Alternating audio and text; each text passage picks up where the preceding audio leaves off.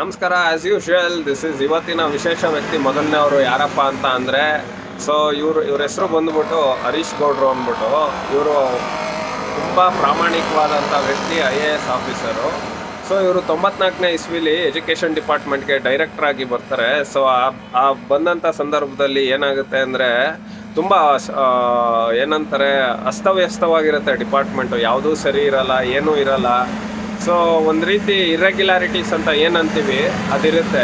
ಇವ್ರು ಬಂದು ತದನಂತರದಲ್ಲಿ PUC ಬೋರ್ಡ್ನ ಒಂದು ಸ್ಟ್ರೀಮ್ ಲೈನಿಗೆ ತಗೊಳ್ತಾರೆ. ಈತ ಮಾಡಿದಂಥ ಕೆಲಸ ಏನಪ್ಪ ಅಂದರೆ, ಒಬ್ಬ IAS ಅಧಿಕಾರಿಯಾಗಿ ನಾವು ಬರೆದಂಥ ಪತ್ರಿಕೆಗಳನ್ನ ನಾವೇ ನೋಡ್ಬೋದು. ಅಂದರೆ ಫೋಟೋ ಕಾಪಿನ ಕಳಿಸ್ಕೊಡೋ ಅಂಥ ವ್ಯವಸ್ಥೆನ ಇವ್ರು ಮಾಡಿದ್ರು. ಆ್ಯಂಡ್ ದೆನ್ CETನ ಸ್ಟ್ರೀಮ್ ಲೈನ್ಗೆ ತಗೊಂಡ್ರು. ಇವತ್ತೇನು ಮಲ್ಲೇಶ್ವರಂ CET ಸಲ್ಲಿದೆ, ಅದು ಇವ್ರು ಇದರಲ್ಲೇ ಆಗಿದ್ದು. ಈಸ್ ಒನ್ ಆಫ್ ದ ವಿಶೇಷ ವ್ಯಕ್ತಿ. ಇವ್ರ ಹೆಸರು ಬಂದು ಹರೀಶ್